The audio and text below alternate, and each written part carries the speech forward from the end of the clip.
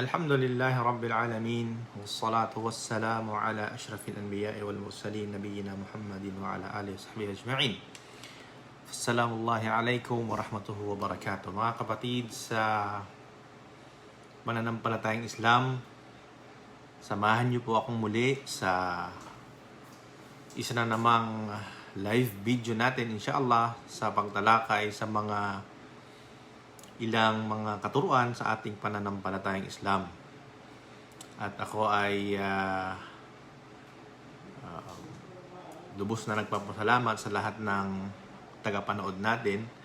At inshallah, i-share nyo po itong video natin para po mas makarating sa mas maraming tao at mas marami po ang makinabang inshallah subhanahu wa ta'ala.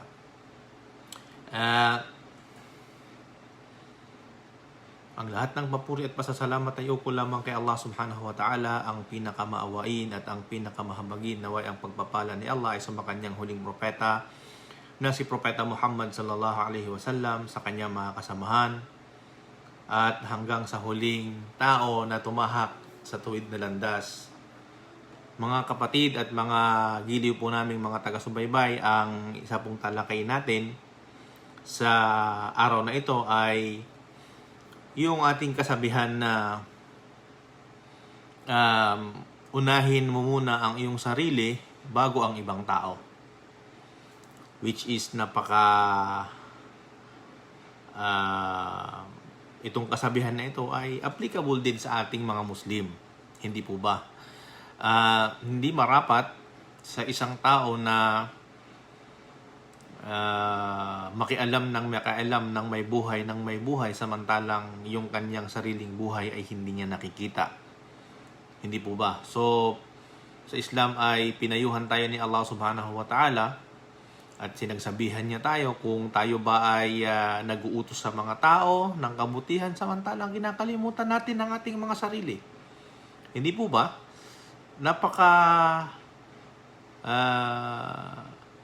Napakasamang tingnan o hindi magiging magandang tingnan ang isang tao na nag-uutos ng kabutihan sa ibang tao samantalang sa kanyang sarili ay hindi niya ito isinasabuhay.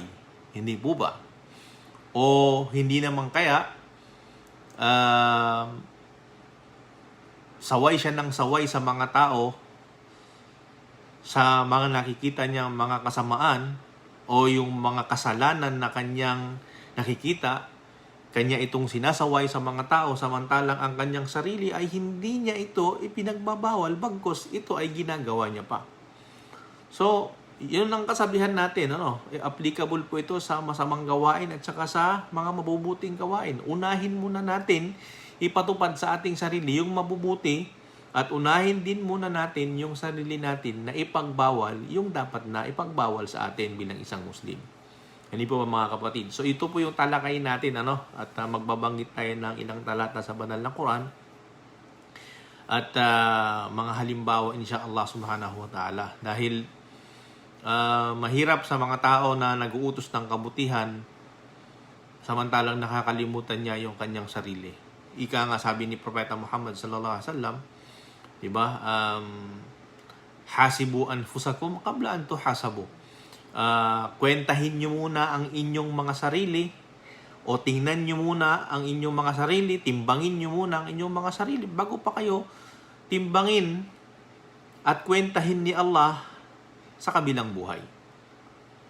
Sa isang narration ng hadith ng Propeta Muhammad sallallahu alaihi wasallam, ang kanyang sinabi, yung kapatid mong Muslim ay iyong salamin. Totoo yan. Baka mamaya, puna ka ng puna sa iyong kapatid na Muslim na hindi mo nakikita, yung sarili mo pala, diba, ay napakarami ding dapat punahin. So, wag kang puna ng puna sa kapatid mong Muslim, samantalang yung sarili mo muna ay hindi mo nakikita. So, mahalaga sa Islam yung manalamin muna tayo sa sarili natin. Diba, bilang isang Muslim, titingnan mo muna yung sarili mo bago ka magsalita ng kung ano-ano sa iyong kapatid na Muslim. Sapagkat wala namang taong perpekto, diba? Baka puna ka ng puna ng dungis ng ibang tao, yung kasalanan ng ibang tao, puna ka ng puna, Pero sa sarili mo pa lang, pagmumuka, hindi mo nakikita sa salamin na mas marumi pa yung iyong dumi na nasa muka kaysa sa iyong pinupuna. So sa Islam, napakaraming mga example na pwede nating banggitin hinggil dito, inshallah subhanahu wa ta'ala. Kaya, samahan niyo po ako muli, inshallah, sa ilang minuto na ating pagtalakay dito, inshallah, naway makapulot po tayo ng konting aral, inshallah, subhanahu wa ta'ala. At babati muna tayo sa ating mga kapatiran na nandiyan ngayon, na nanonood sa atin, inshallah. Shoutout tayo dyan kay Farhan Musa. Assalamualaikum sa iyo, kapatid. Kay Patricia Amir. Kay Kadafi Bunding. Kay Nura Muhammad. Kay Raiza Lazo. Assalamualaikum sa inyo, mga kapatid. Maraming salamat at maraming salamat po sa inyong panunood at inyong pagsubaybay sa ating page na ito. Kay Che Kanyete, Assalamualaikum Ustad, watching here in Sharjah, United Arab, mashallah, United Arab, UAE, Emirates. So, kumusta po kayo dyan, mga kapatid, at naway nasa mabuti po kayong kalagayan. Shout out kay Brother Erwin Patino. Kumusta po kayo, kapatid? Naway nasa mabuti po kayong kalagayan. Shout out sa ating masugid na taga-subaybay, si Halima Isa is watching. Kay Sister Inda Siti Anggot, Assalamualaikum sa iyo, kapatid. Kay Muhammad Hamza, Assalamualaikum sa iyo, kapatid. At kay Brother Iman, o kay Sister siguro ito, Iman. Assalamualaikum sa iyo, kapatid. Kay Farhana, kay Mustika Iprelia is watching. Okay, ito yung masugid nating taga-subaybay din ito. Si Sony Jawana Datway is watching. Assalamualaikum sa iyo, kapatid. At naway pagpalain ka ni Allah at nasa buti ka sanang kalagayan. Si Jongkoy, barakallahu, barakah, ustads. Wassalamualaikum, waalaikum salam warahmatullahi wabarakatuh.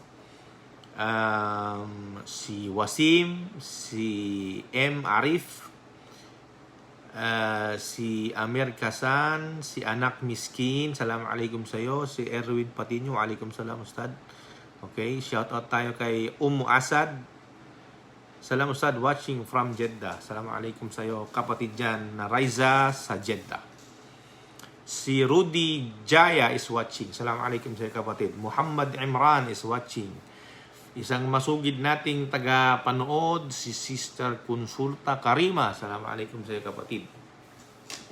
At naway nasa mabuti po kayong kalagayan. So, balikan po natin, mga kapatid, yung ating tinatalakay na paksa para sa gabing ito. Dito po sa Pilipinas ay gabi na. Para sa paksang ito ay ang ating tinatalakay ay yung sinasabi nating kasabihan na unahin mo muna yung sarili mo bago mo pakialaman yung iba. Diba? Bago mo punahin ang iba, ay unahin mo muna yung sarili mo, kapatid. Ito ay isa sa mga sinabi ni Allah subhanahu wa ta'ala sa verse sa suratul Baqarah, verse 44. Sabi ni Allah subhanahu wa ta'ala, "Ata'muruna an-nasa bil birri wa tansawna anfusakum wa antum tatluna al-kitab afala ta'qilun." Sabi ni Allah subhanahu wa ta'ala. At marami pang bersikulo sa banal na Quran na tumatalakay sa kahalagahan ng pag-una natin sa ating mga sarili. Mashallah, Ustad, may tanong ako, di ba bawal daw sumalam sa babae, sa lalaki? Grabe naman. Sino ba ito? Si Saad. Sino naman pong nagsabing bawal pong sumalam sa lalaki at babae? Sino pong nagsabi? Grabe naman ang ano na yan. Ano pong mga katibayan na bawal? Ngayon po lang po ako nakarinig ng kapatid mong Muslim ay sasalamin mo regardless na siya ay lalaki at babae, siya ay ipinagbabawal sa kanya pala. Sino po ang nagsabi niyan at sino po ang dalil dyan o ano po ang kanyang katibayan? Balik po tayo. Kasi nakita ko kasi agad yung kanyang comment, napakahaba. So sabi ni Allah subhanahu wa ta'ala para sa ating tinatawag na kabanata sa banal na Quran, sinabi ni Allah subhanahu wa ta'ala hinggil sa sinasabi nating unahin muna ang ating mga sarili bago mo pakialaman yung iba. Sabi ni Allah subhanahu wa ta'ala sa banal na Quran, atamuruna an-nasa bil birri wa tansawna anfusakum wa antum tatluna al-kitaba afala taqilun. Sabi ni Allah subhanahu wa ta'ala. Ang sabi po ni Allah sa banal na Quran, ito ay sa translation ni Sahih International, sabi niya sa Baqarah verse 44, do you order righteousness of the people and forget yourselves while you recite the scripture? Then will you not reason? Sabi dito. Afala ta'qilun. Hindi ba kayo nag-iisip, kumbaga, sa Tagalog? Hindi nyo ba nakikita yung rason? Hindi nyo ba pinag-iisipan yung rason? Sinasabi ni Allah subhanahu wa ta'ala. Ibig sabihin, do you order righteousness of the people? Nag-uutos ba kayo ng kabutihan sa mga tao? Sa Suratul Baqarah sinabi ni Allah. And forget yourselves, sabi. At kinakalimutan ninyo, samantalang kinakalimutan ninyo ang inyong mga sarili. Yun ang mahirap na kalagayan ng isang tao, na sila ay mag-uutos ng kabutihan sa mga tao, samantalang yung kanilang mga sarili ay kinakalimutan nila. Ito pagdating sa kabutihan, mga kababayan, mga kapatid. Hindi po ba? Halimbawa, utos ka ng utos ng sala, ito, kabutihan. Oh, magsala kayo mga kapatid. Ha? Oh, mga kapatid, huwag kayong kumain ng haram. Utos ka ng kabutihan. Ha? Oh, ganito, ganyan. Hindi pa. Utos ka ng utos ng kabutihan. Magsala kayo. Mag-fasting kayo. Magbigay kayo ng sadaka. Mga kabutihan na inuutos mo sa mga tao. Itinuturo mo sa mga tao, ipinapayo mo sa mga tao, ngunit ang sarili mo kinakalimutan mo. Hindi po ba? Ikaw, sabi ka ng sabi sa mga tao, mga tao, kayo'y magsala. Samantalang yung sarili mo, hindi ka nagsasala. Hindi po ba? Isang suntok pabalik sa iyo yung pagsasabi mo na magsala, samantalang yung sarili mo, hindi ka nagsasala. Sasabihin mo sa mga tao, kayo ay mag-fasting. Buwan na ng Ramadan, mag-fasting na tayo.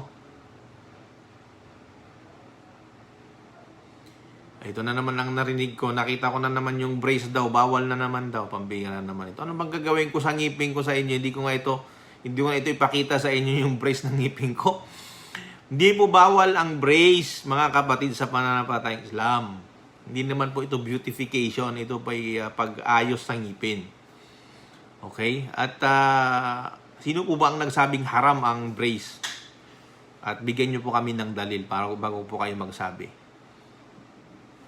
Okay? So, nag-uutos ka na mag-fasting kayo. Pero pagdating sa Ramadan, hindi ka naman nagpa-fasting. Ha? Kabura maqtan 'inda Allahi an taqulu ma la taf'alun. Sabi ni Allah subhanahu wa ta'ala sa banal na Quran, kabura maqtan 'inda Allah, ito'y isang bagay na kasuklam-suklam kay Allah subhanahu wa ta'ala, an taqulu ma la taf'alun. Ang sabihin ninyo ang hindi ninyo ginagawa. Yun ang sinasabi ni Allah. Kabura maqtan 'inda Allah, ito'y kapuot-puot, kasuklam-suklam doon kay Allah subhanahu wa ta'ala na magsalita ka ng isang bagay na hindi mo naman ginagawa. Ito sinasabi ni Allah, atamuruna nas, uutusan mo ang mga tao ng kabutihan, ngunit sa sarili mo nakakalimutan mo, hindi ka ba nag-iisip? Yun ang sinasabi natin. At sa hadith ni Propeta Muhammad sallallahu alaihi wasallam, sinasabi niya, hasibu anfusakum qabla an tuhasabu. Kwentahin niyo muna ang inyong mga sarili bago ninyo marating yung huling araw na kayo naman ay kikwentahin ni Allah subhanahu wa ta'ala. Hindi po ba? Napakahirap niyan na tayo ay nag-uutos ng kabutihan, samantalang hindi naman natin ginagawa sa ating pagiging Muslim ang pagsasabuhay natin nito. Hindi po ba mga kapatid sa pananampalatayang Islam? Kaya, ang kahalagahan sa isang Muslim ng pagsasabuhay ng kanyang pagiging Muslim muna bago niya ipakalat sa ibang tao ay ganun na lamang. Hindi po ba hindi magiging magandang ehemplo sa isang... Kaya isa yan sa mga dahilan kung bakit ang mga tao hindi ka pinapaniwalaan, hindi ka sinusunod at walang epekto yung pangangaral mo, walang epekto yung mga sinasabi mo sa kanila kasi hindi naman tumatagos sa kanilang mga puso. Meron kasing mga salita, mga kababayan, may mga salita kasi na kahit simple lang ang sabihin mo sa mga tao, pero ito ay tumatatak at tumatagos talaga sa puso nila. Kasi bakit? Nanggagaling dito din sa puso nila, lumalabas sa kanilang mga bibig, at itong mga sinasabi nila ay isinabuhay na nila at nakikita ng mga tao. At ang pinaka-the best example natin dito, si Propeta Muhammad sallallahu alaihi wasallam. Di ba? Napakaraming mga example si Propeta Muhammad sallallahu alaihi wasallam na hindi niya muna sinasabi ang isang bagay hanggat hindi niya ito nagagawa. Sa mga sahaba, sa mga scholars natin, hindi nila muna sinasabi ito hanggat hindi nila ginagawa. Katulad ng halimbawa ng isang scholar natin na inutusan niya na may nag-request sa kanya, kung hindi ako nagkakamali si Omar bin Khattab na meron sa kanyang nag-request na magkaroon ng khutbah hinggil sa pagpapalaya ng alipin. Magpalaya ng alipin. Request yung taong ito at sinasabi niya doon, kung hindi ko lang alam, hindi ako sure mga kapatid kung si Omar bin Khattab ba ito, na sabihin na magkhutbah ng pagpapalaya sa alipin para ang mga tao sumunod sa kanila upang sa pagpapalaya ng alipin. Hindi po ba? Dumating yung punto na yung taong ito nagtataka, bakit hanggang ngayon hindi pa nagkukhutba yung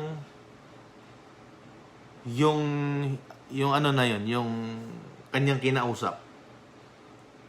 At nung ito ay tumagal na ng panahon, saka lang niya narinig, isang sa mga Jumaa, nagkhutba ito hinggil sa pagpapalaya ng alipin. At nung nagkhutba ito, sa kanya kinausap, sabi niya, kinausap kita noong pa, hinggil sa pagkukhutba ng pagpapalaya ng alipin, pero ngayon mo lang sinabi. Samantalang ngayon, ang tagal ko nang sinabi sa iyo, magkhutba ka o di kaya magbigay ka ng panayam tungkol sa pagpapalaya ng alipin. Sabi ng scholar na yun, paano ako magpapalaya o magkukhutba ng pagpapalaya sa alipin samantalang sa sarili ko, hindi ko magawa yun o hindi ko pa nagagawa yun? Paano ko sasabihin sa mga tao na magpalaya kayo ng alipin samantalang sa sarili ko hindi ko pa nararanasan, hindi ko pa alam na ano ang pakiramdam ng may alipin na papalayain. Sabi niya, nag-ipon muna ako ng pera ko upang maghanap ako ng isang alipin na aking palalayain. At nung nakapagpalaya ako ng alipin, saka ko ito sinabi sa mga tao, saka ako ng khutbah sa mga tao na magpalaya kayo ng alipin. Ganun yun, kapatid. So, ang mga tao naniwala sa kanya. Kasi bakit? Ginawa niya sa kanyang sarili bago niya ito pinangaral. Hindi po ba, mga kapatid?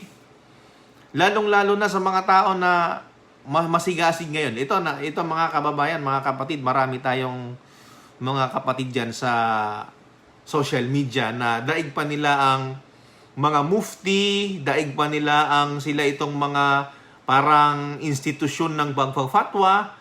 Kapag may tinanong sa kanila, Ustad, haram po ba ito? Ang sagot agad, hindi ito haram. Ustad, okay po ba ito? Bawal yan, di ba?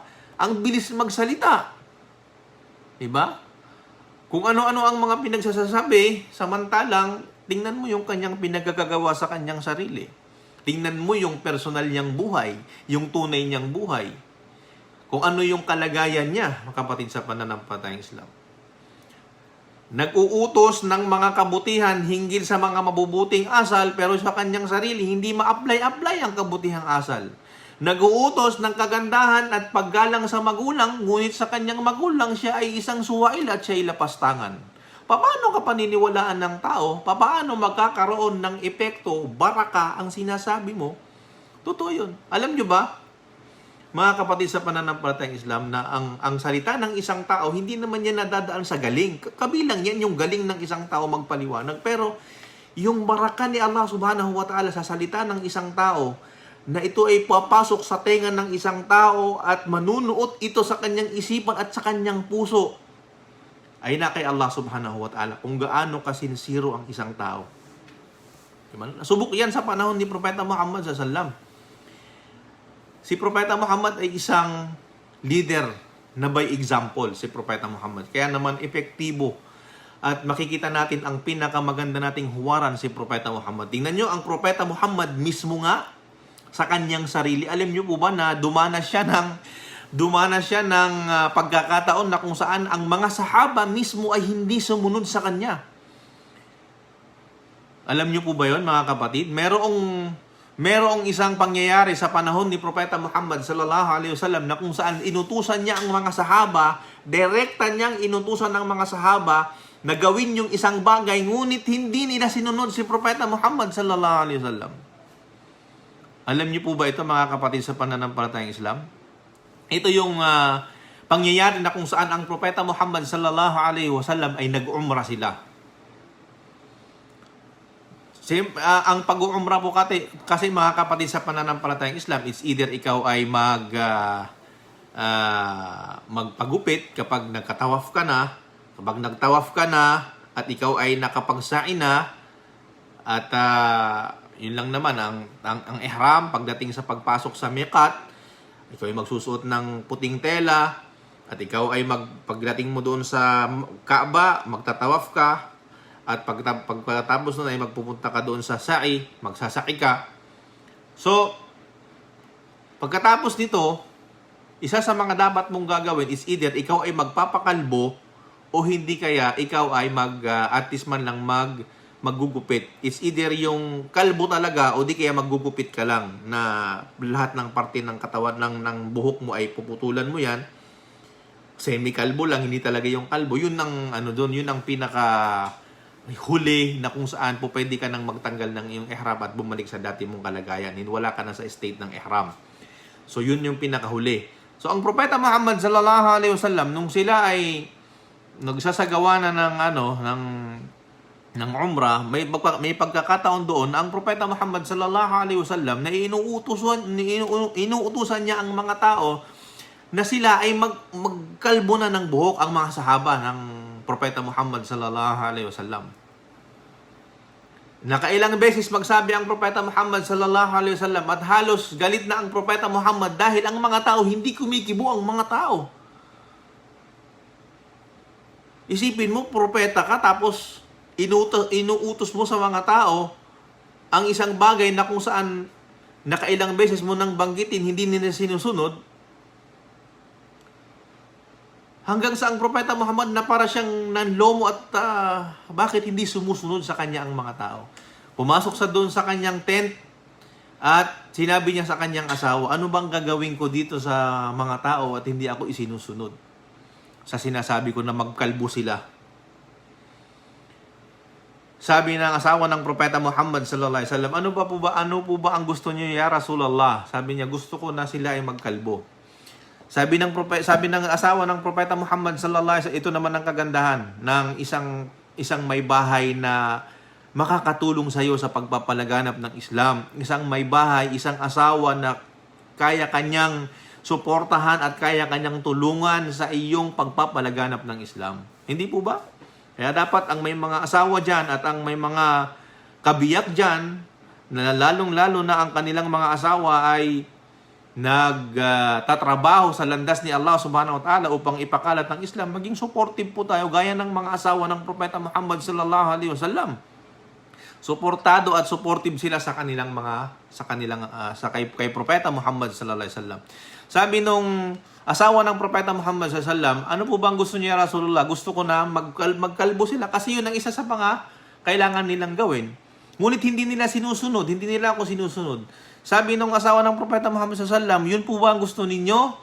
Ang gawin nyo po, ya Rasulullah, magpatawag kayo ng tagagupit ninyo at pumunta kayo doon sa labas at huwag kayong magsalita, ipakita mo sa mga tao na ikaw mismo nagpapakalbo ka. ang Propeta Muhammad sallallahu alaihi wasallam, magpapakalbo ka.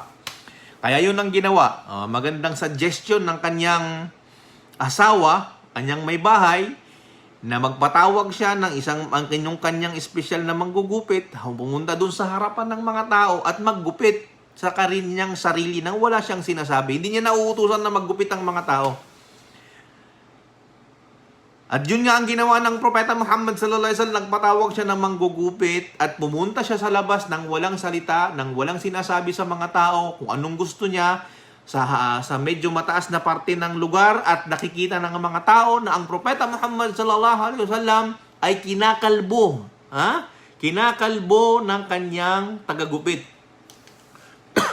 Nung nakita ito ng mga sahaba at nakita ito ng mga kasamahan ni Propeta Muhammad sallallahu alaihi wasallam na ang Propeta Muhammad sallallahu alaihi wasallam ay naggupit sa kanyang sarili, sabi doon sa nagkikwento ng kwento, halos ang mga sahaba ay nagunahan sila kung sino ang susunod na gugupitan. At naggupitan sila sa kanilang sarili at nagpaunahan sila na maggupit, magkalbo sa kanilang sarili, hanggang sa sinasabi doon sa narration na halos nagkasugat-sugat na yung ulo ng ibang mga nang nagpapakalbo dahil sa pag-uunahan nila at pagmamadali nila. Dahil nakita nila ang mahal na Propeta Muhammad sallallahu alaihi wasallam ay nagpakalbo na. Hindi po ba? Yun ang sinasabi nating leader by example. Yung Propeta Muhammad, siya yung mismong nagkalbo, kinalbo niya ang kanyang sarili, o nagpakalbo siya at nakikita ng mga tao. Hindi kailangan ng salita-salita. Nakita ng mga tao, sinunod ng mga tao ang Propeta Muhammad sallallahu alaihi wasallam. Bakit? Kasi nakita nila ang Propeta Muhammad nagpakalbo. Ngunit nung inuutusan pa lang ng Propeta Muhammad, nakailang labas siya doon sa mga tao, sinasabi niya, magpakalbo kayo. Hindi sila nagpapakalbo. Kasi isa yan sa mga issue sa umrah.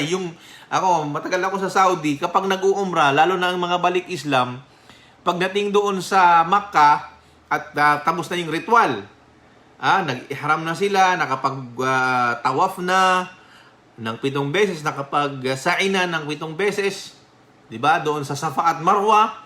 Pagdating na doon sa last, it's either kasi magpapakalbo ka o di kaya ikaw ay mag-semi-kalbo.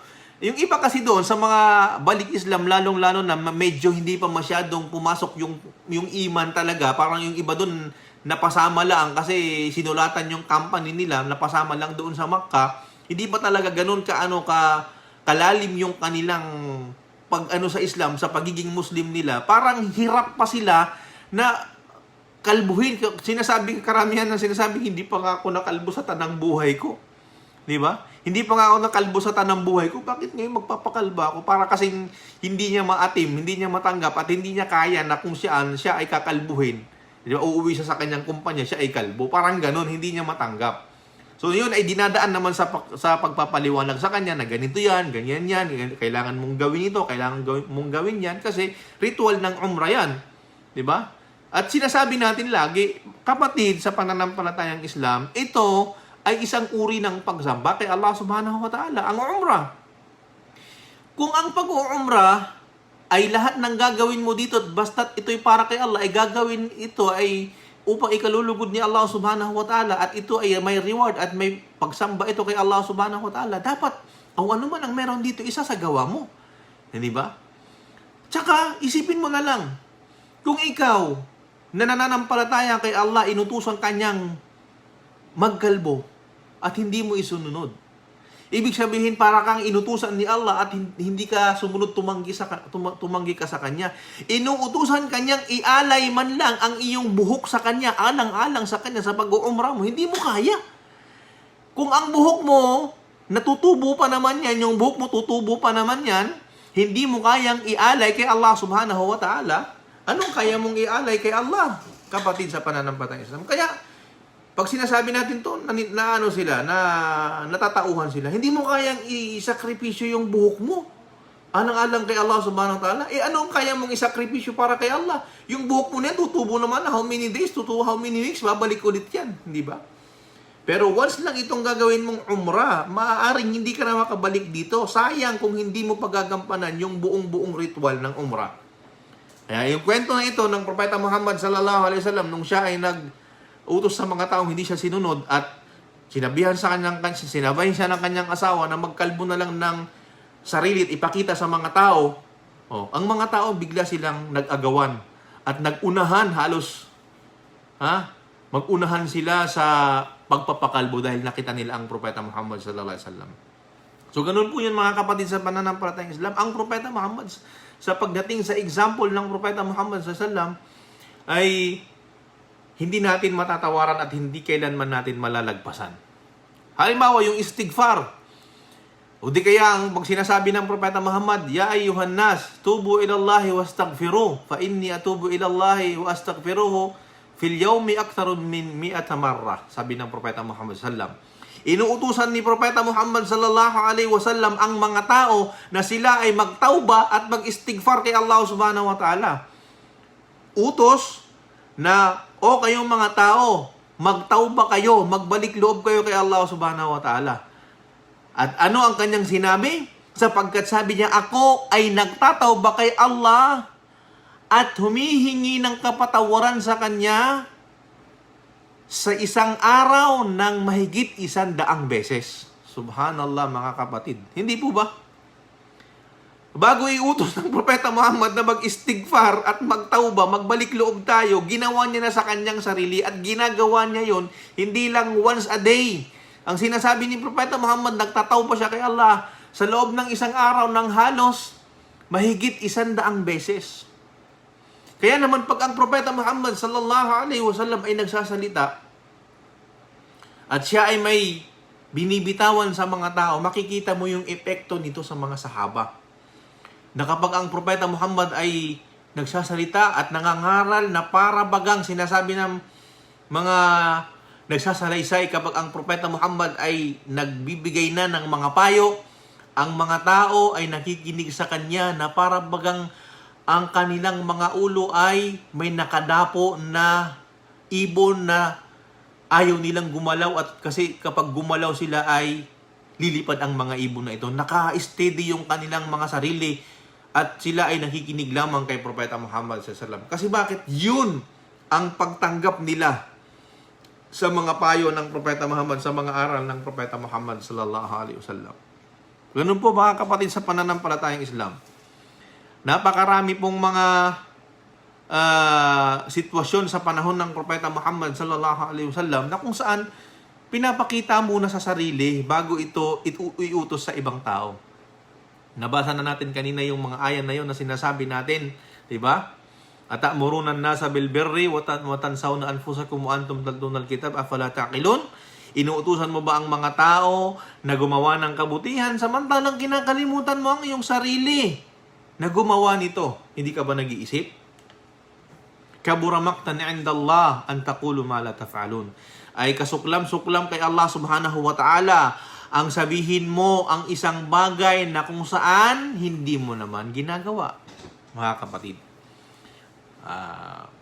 ito'y kasuklam-suklam, kapuot-puot kay Allah subhanahu wa ta'ala na magsalita ka ng isang bagay na hindi mo naman isinasagawa at isinasabuhay. Usually, ang ganitong uri ng tao, nagsasalita lang, ngunit wala naman sa kanyang puso, wala naman sa kanyang pag-application sa kanyang buhay, walang baraka. At hindi ito pinapakinabangan ng tao. Di ba? Hanggang pakinig lang sila sa tao. Sa nangangaral na yan, pagpasok dito sa kanan, labas sa kaliwa. Hindi talaga ipinapasok sa puso. At kaya naman hindi talaga ito isinasabuhay ng mga tao. Okay mga kapatid, so advertisement mo muna tayo. Assalamualaikum sa inyo mga kapatid dyan. At shout out sa mga tagapanood natin dyan. Kay brother, kay Aslia, Assalamualaikum warahmatullahi wabarakatuh, Ustad. Si Azmina, Assalamualaikum Ustad, may Allah bless you, amin. Abundantly, amin, ya Rabbal Alamin. Si Haj Abdul Aziz, mashallah, nagiging bawal ang braces pag ang layunin natin ay para magpaganda o magpapogi, kung hindi po ay di papasok sa pagiging haram. Allahu a'lam. Yun yung sinasabi ko ito na naman yung brace natin na ito. Diba? So, bawal po ba magpaganda sa Islam? Halimbawa, tanungin ko lang ang sarili ninyo. Bawal po ba magpaganda sa Islam? Bawal po bang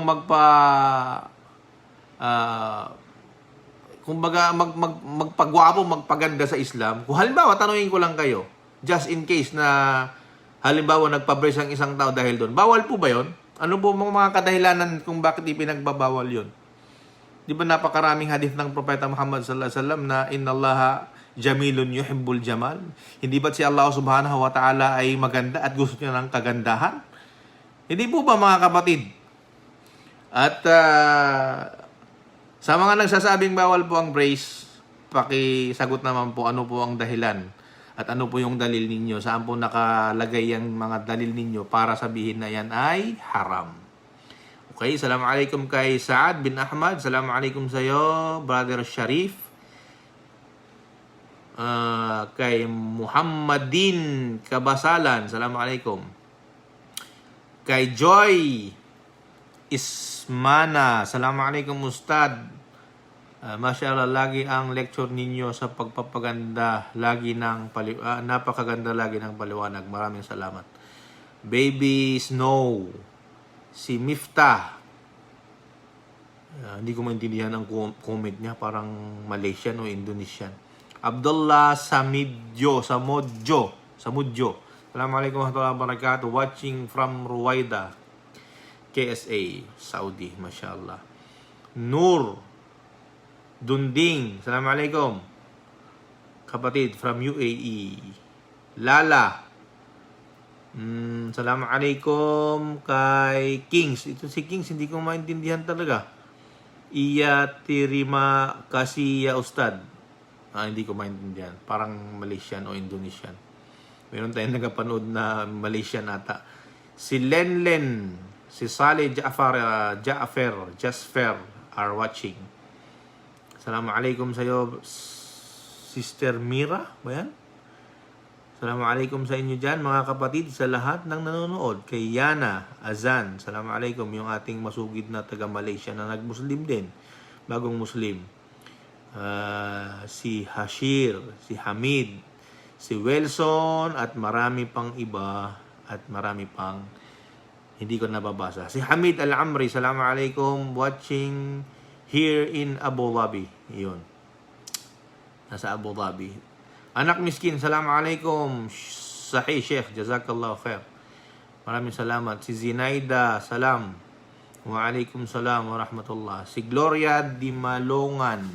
Assalamualaikum Ustad. Waalaikumsalam warahmatullahi wabarakatuh. So yun po, shoutout sa inyong lahat dyan. At tayo po ngayon ay tumatalakay. Para sa mga bagong nakasubaybay po, tumatalakay po tayo ngayon ng isang kasabihan na sinasabi nilang unahin mo muna ang sarili mo bago ang iba. Which is applicable din sa ating mga Muslim. Unahin mo munang iligtas. Kung pag-uusapan naman natin yung kasabihan na ito sa mga hindi Muslim, lalong-lalo na sa mga nagsasaliksik sa kaalaman sa Islam at sa katotohanan hinggil sa Islam, meron po kasing mga alam na nila ang katotohanan sa Islam, ngunit ayaw nilang pasukin at ayaw nilang magdesisyon kasi ang dahilan, dahil ayaw pa ng kanyang asawa, dahil ayaw pa ng kanyang nanay, dahil hindi magugustuhan ng kanyang kapatid o di kaya meron silang mga kinukonsidera. Ang sasabihin natin is ganito. Ikaw ang nakaalam, ikaw ang natuto, ikaw yung ikaw ang nakaunawa dito sa turo ng Islam para po sa mga hindi Muslim. Kaya naman, dapat ikaw din yung magdesisyon. At hindi mo ididepende sa kanila yung desisyon mo na pagpasok sa Islam dahil hindi naman nila alam ang Islam. Kasi sinasabi ko nga lagi, sabi ko pag may alanganin pang mag-Muslim. Pag tinatanong ko, bakit alanganin ka pang mag-Muslim? Sasabihin, kasi yung pamilya ko hindi pa ako nagpaalam. Oo nga, isang pagrespeto at paggalang yan na itanong mo. Lalo na halimbawa, yung asawa niya, bro, bakit hindi ka pa mag-Muslim? Samantalang naintindihan mo naman, tanggap mo naman ang Islam. O nga kabayan, kaso yung asawa ko hindi pa ako nagpapaalam eh. 'Di ba? Kumbaga sa kanyang sarili, parang okay na sa kanya, pero nakasalalay yung oo niya talaga na magdesisyon siyang mag-Muslim doon sa kanyang asawa, magpapaalam muna siya. Hindi masamang magpaalam, mga kababayan, mga kapatid. Pero, ang ikonsidera mo na yun ang pinaka-final mong sagot kapag ang sagot ng ang asawa mo ay oo, saka ka magmumuslim. Ang tanong dyan, ikaw sa sarili mo, alam mo na yung katotohanan, naiintindihan mo na, tanggap mo na, paano pag humindi yung iyong asawa at sabihin niya, lalo na yan, hindi naman niya nakarinig sa'yo ng, hindi naman niya nakarinig ng Islam. Ikaw naman, hindi naman siya nakaunawa sa Islam. Ikaw naman. Tapos pag didesisyonin mo siya. Pag tinanong mo yan talaga, sabihin mo, honey, mumuslim ako. Yung asawa mo kapag nakarinig yan, nasa abroad ka. Sabihin nun, kaya ito magmumuslim, siguro kaya ito magmumuslim, mag-aasawa ito doon. Anong sasabihin yan? Hindi mo ba? Marami pong kasong ganun sa Saudi Arabia. Matagal po ako doon. Ang papaalam, tapos babalik, sasabihin, Ustad, hindi ako magmumuslim muna kasi hindi gusto ng asawa ko eh. Bakit? Kasi ganito, ganyan. Di ba? Normal lang yun. Kasi bakit? Ang naririnig nila dito sa atin sa Pilipinas, puro kasamaan sa mga Muslim. Puro mga negatibo. Puro mga hindi magaganda. Lalo-lalo na yan, pag nasa abroad ka, pag nag-Muslim yan doon, magkakaroon ng maraming asawa yan. Pag tinanong mo ang asawa mo, magmumuslim ka, ang unang sasabihin yan, bakit? Mag-aasawa ka ba dyan? Samantalang ang ganda-ganda ng intensyon mo, nakapakinig ka ng tungkol sa Islam. Di ba? Nakapakinig ka ng tungkol sa pananampalatayang Islam, naintindihan mo, naunawaan mo. Ang problema mo, isinaalang-alang mo yung nakikita mong katotohanan doon sa desisyon ng asawa mo na wala namang alam. Pag tinanong mo siya, honey, magmumuslim ako. Ang ura mismo sasabihin, bakit? Magmumuslim ka, mag-aasawa ka ba dyan? Yun ang pinakamasama sa lahat. Kaya ito ay applicable sa kasabihan na unahin mo muna yung sarili mo bago yung iba. Kahit asawa mo yan. Di ba? Unahin mo muna yung sarili mo bago yung iba. Di ba? Ikaw muna ang nakaalam ng Islam, ikaw ang nakakita ng kagandahan, ikaw din ang magdesisyon. Huwag mong i-depende doon sa desisyon ng asawa mo, yung pagmumuslim mo, kasi ikaw nakaalam ng Islam eh. Hindi naman yun. Hindi ba mga kababayan, mga kapatid? Ganun ang dapat. So, paano pag hindi pumayag yun at 100%, hindi na 100%, malamang 99.9% hindi papayag yun. Kasi bakit? Mga negatibo ang nasasagap niyang kaalaman sa Islam Tapos magsasabi ka sa kanya kung papayag siyang magmuslim, puro Abu Sayyaf, puro mga ISIS, puro mga kung ano-anong naririnig yan. Pag sinabi mo magmumuslim ako, sabihin mo, wag kang magmuslim. Ano ka ba? Magsasali ka ba sa pagiging terorista? Ganun yun. So, hindi ba? So, ito yung kasabihan. Unahin mo muna yung sarili mo bago yung iba. Meaning, ang pinag-uusapan natin kung hindi ka pa Muslim ay kaligtasan. Kasi sa Islam, ang kaligtasan nasa pinakahuling relihiyon at nasa pinakahuling propeta. Kung ikaw ay nabuhay sa ating kapanahunan ngayon, ibig sabihin kay Propeta Muhammad at saka sa Islam. Ikaw nakaalam ng Islam, ikaw magdesisyon pumasok sa Islam at hindi sila. Hindi po ba mga kababayan? Yun ang sasabihin mo sa kanila. Hindi sila yung magdidesisyon. Ipaalam mo sa kanila, paggalang, pagrespeto yan. Pero pag humindi yan, hindi ka na rin. Kung baka magbubulag-bulagan ka na rin sa kabila na nakikita mo na ang tama ang Islam, hindi dapat. Nakikita mo na ang tama, para bang ganito. Nakikita mo na ang Islam, kulay puti, nakikita mo ng puti, pero dahil sabi sa'yo doon ng kamag-anak mo, hindi puti ang Islam, itim. Kaya pinapasinungalingan mo yung mata mo na hindi nagsisinungaling na puti ang Islam, pero dahil may binulong sa'yo yung asawa mo at sinabing ang Islam itim, kaya ang paningin mo sa puti itim na. Nililinlang mo yung sarili mo, mga kababayan, mga kapatid. Ganun po yun. Sa kaligtasan, mga kababayan na hindi pa mga Muslim, ito'y applicable. Unahin mo muna ang sarili mo na maligtas bago mo isipin yung kaligtasan ng ibang tao, lalo na ng mga mahal mo sa buhay. Iniisip mo yung kaligtasan nila, samantalang ikaw sa sarili mo hindi pa ligtas. Diba? Halimbawa, nakita mo isang tao na lulunod, mamamatay dyan sa lunod, Susunggab ka ba doon at tatalong ka kaagad doon sa dagat o di kaya sa ilog na kung saan nalulunod? May nakikitang nalulunod. Samantalang ikaw mismo alam mo, hindi ka ligtas kasi hindi ka marunong lumangoy. It is suicide, kababayan, mga kapatid, hindi po ba? Unahin mo muna yung sarili mo bago mo unahin yung ibang tao. Iligtas mo muna yung sarili mo bago mo iligtas ang ibang mga tao. Yun ang ibig sabihin nun. Ito ay akmang-akma sa sinabi ni Allah subhanahu wa ta'ala sa banal na Quran. Anong sinabi ni Allah subhanahu wa ta'ala sa banal na Quran? Ya ayyuhalladhina amanu, qu anfusakum wa ahlikum nara wa quduhan nasu wal hijara. Napakagandang aya na ito na sinabi ni Allah subhanahu wa ta'ala. Sinabi niya, ya ayyuhalladhina amanu, o kayong mga sumasampalataya, qu anfusakum, iligtas nyo muna ang inyong mga sarili. Diba? Pagkatapos, sabi ni Allah subhanahu wa ta'ala, wa ahlikum nara. At pagkatapos nun, iligtas mo ang iyong ahal, ang iyong pamilya, mula sa naglalagablab na apoy, waquduhan nasu wal hijara, na ang panggatong dito ay mga tao at mga bato. Hindi ba malinaw ang sinabi ni Allah subhanahu wa ta'ala?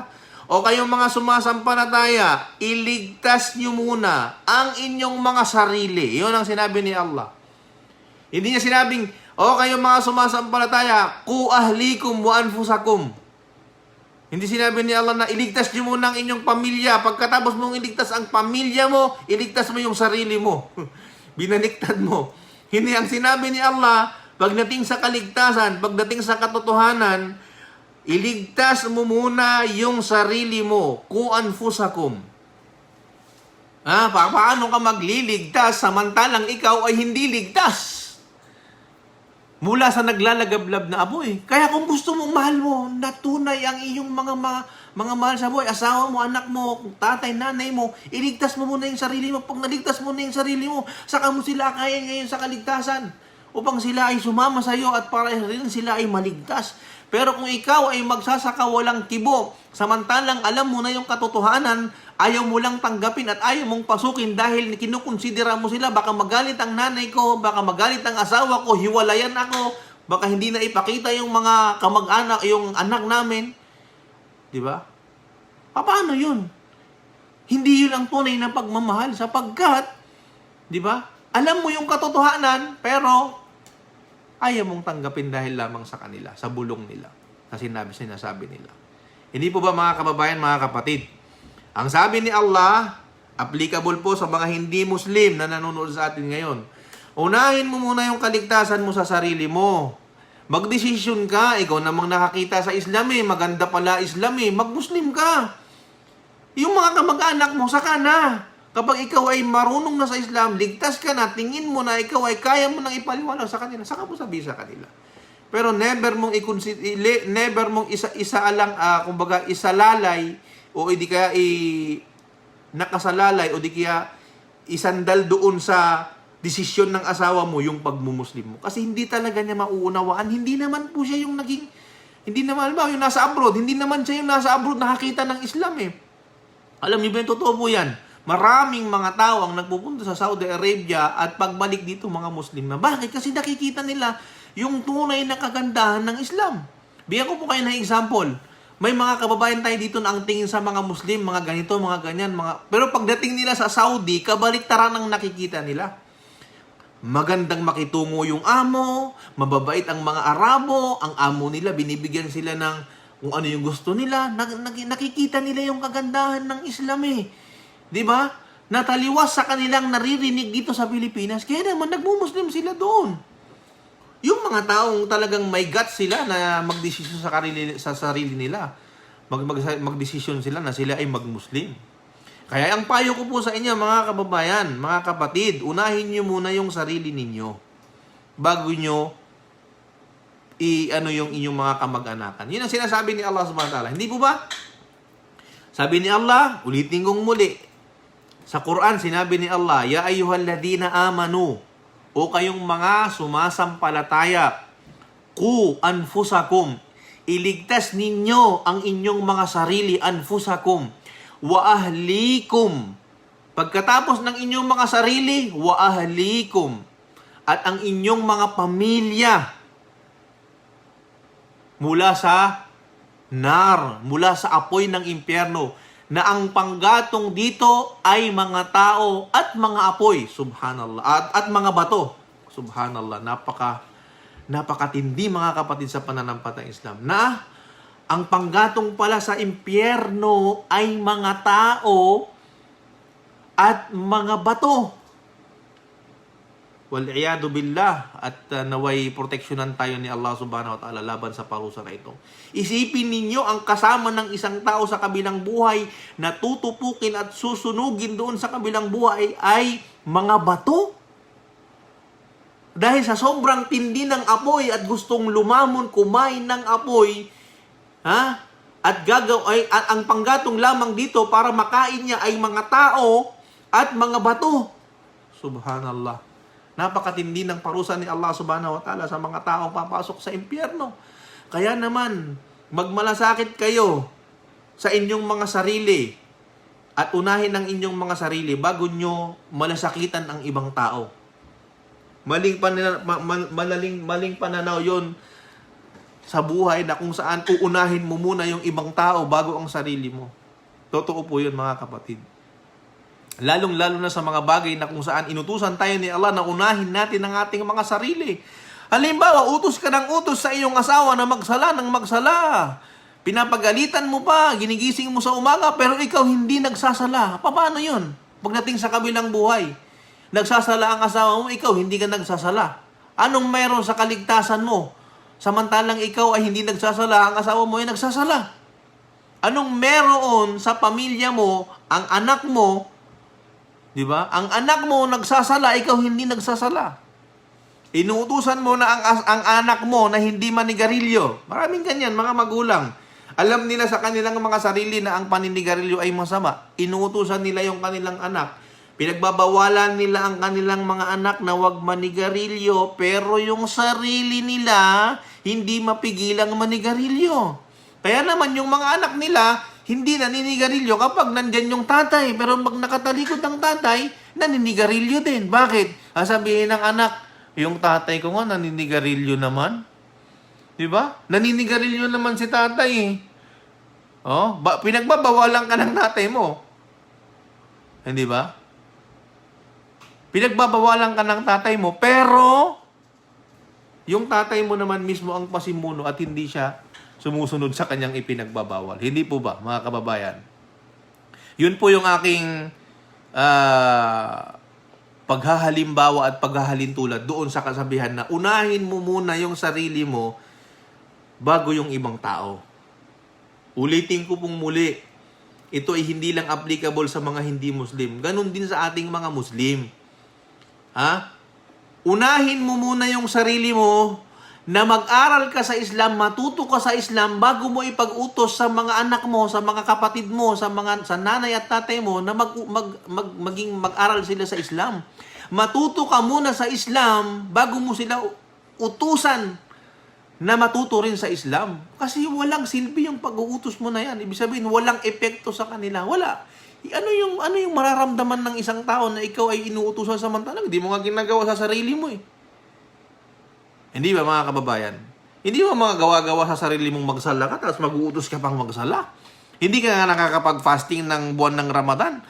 Bakit mo kami pag-uutusan ng mag-fasting sa buwan ng Ramadan sa sarili mo? Hindi po ba? Pero don't get me wrong mga kapatid sa mga pananampalatayang Islam. Na sasabihin mo halimbawa na hindi na lang ako mag-uutos ng kabutihan kasi hindi ko rin naman isasagawa ito. 'Di ba? Mali rin naman pong pananaw sa buhay 'yon na sasabihin mo hindi na lang ako mag-uutos na wag manigarilyo kasi naninigarilyo din naman ako. Hindi ba?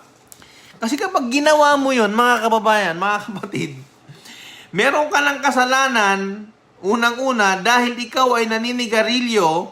Pangalawa, hindi ka pa nag-utos ng hindi ka pa nagbawal ng kasamaan, doble-doble na ang kasalanan mo. Hindi mo sasabihin na hindi ko na lang utusan yung anak ko na magsala sapagkat hindi naman ako nagsasala.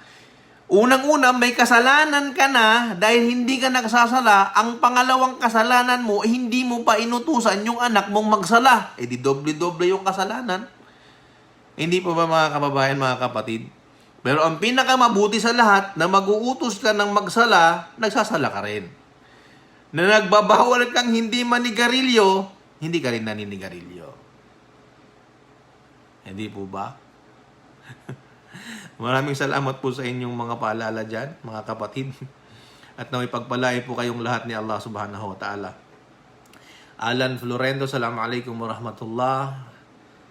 Gloria, exact point, sabi niya. Si Maulana Mukhtar, assalamualaikum sa iyo kapatid. At Almera, be a good example, kumbaga. Tama po yun. In short, bago ka pumunta sa battlefield, kailangan full gear ka. Tama po yun. Equip ka kung ano man yung dapat nung suungin, mga kababayan, mga kapatid. So, ganun po. Ulitin ko pong muli, yung kasabihan na yan na sinasabi natin, unahin mo muna yung sarili mo, ay po pwede natin itong unahin mo muna ang sarili mo bago mo unahin yung iba at bago mo pakialaman yung iba.